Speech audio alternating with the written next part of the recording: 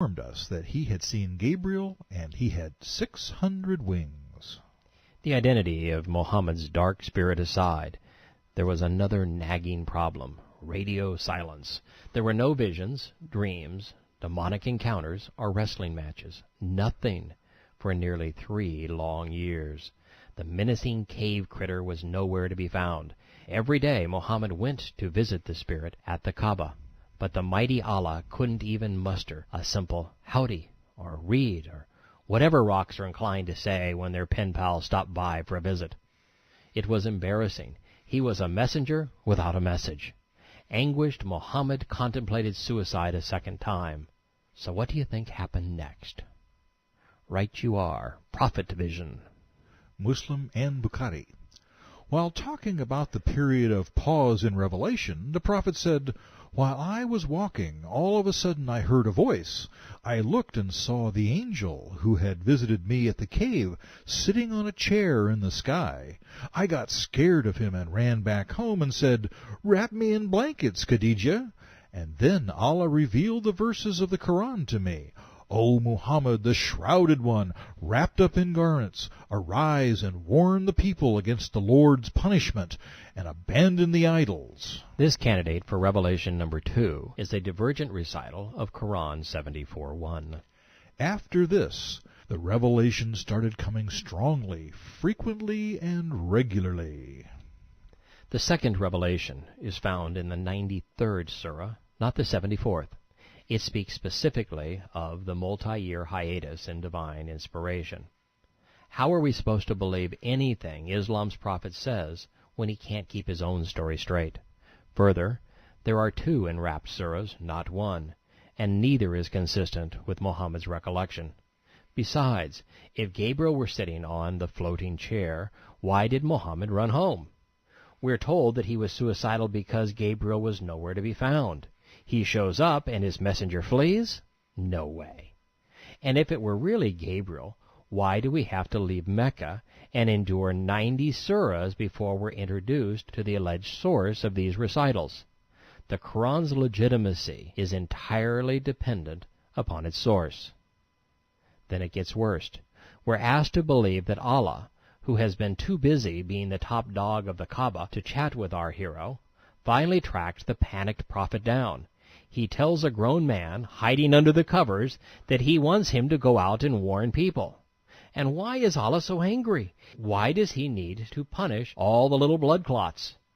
He and his prophet are just getting warmed up. We haven't even been introduced.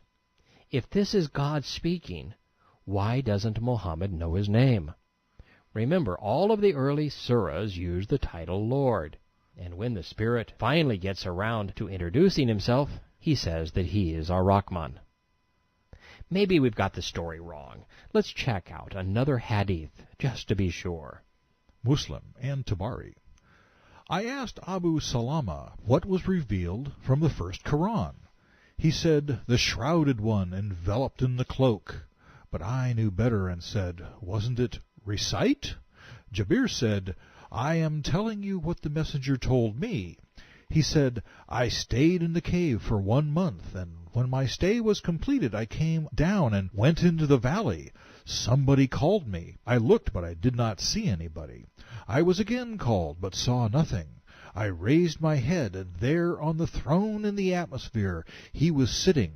I began to tremble because I was afraid of him."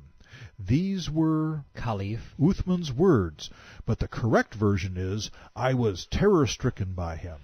Then I came to Khadijah, and they threw water on me, and Allah set down this: 'You who are shrouded, arise and deliver a warning.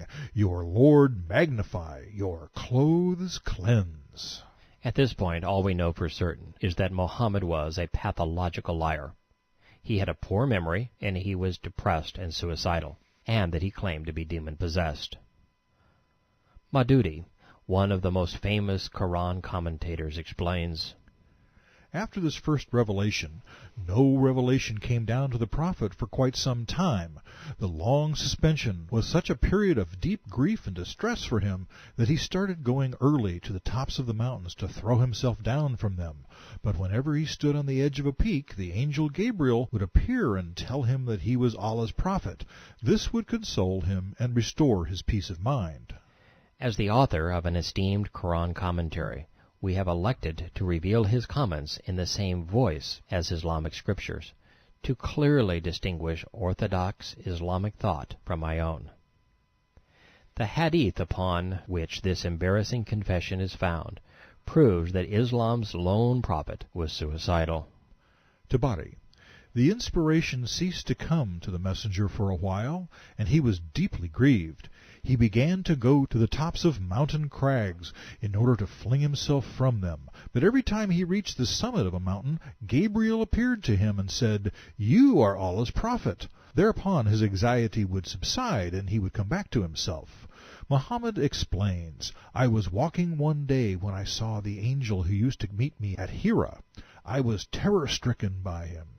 If he was comforted by Gabriel every time he wanted to commit suicide, why did his image terrify him?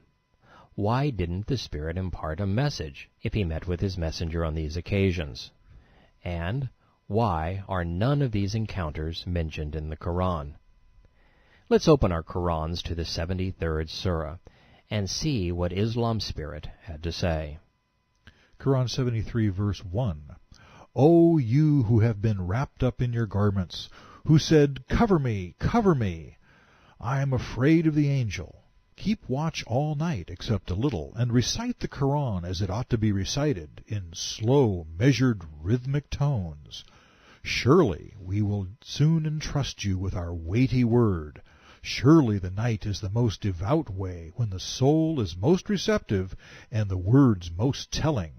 During the day you already have a busy schedule, an occupation with ordinary business duties. Muhammad's spirit friend wants him to spend the night reciting the Quran. Since 80 words have been revealed thus far, that's a pace of 8 words an hour. But that is trivial compared to nocturnal devotion.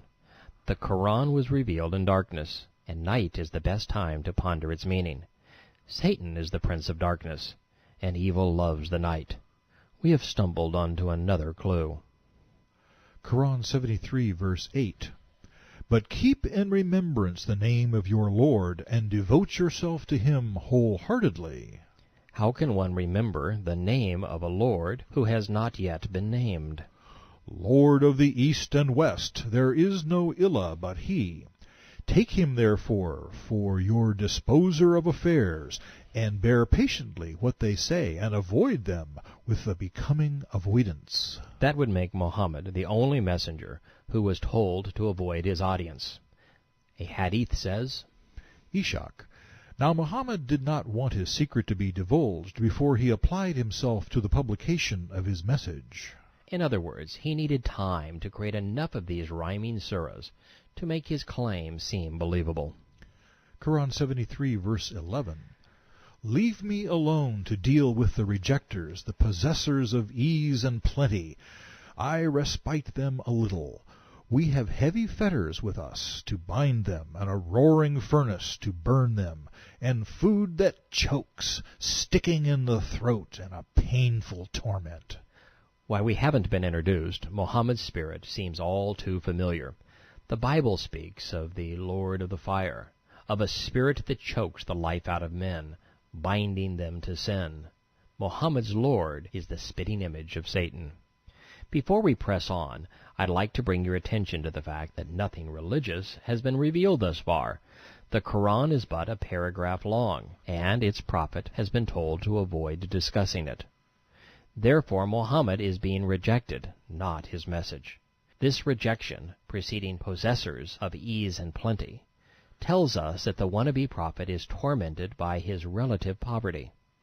Covetous of what belongs to others, his inward anguish turns sadistic.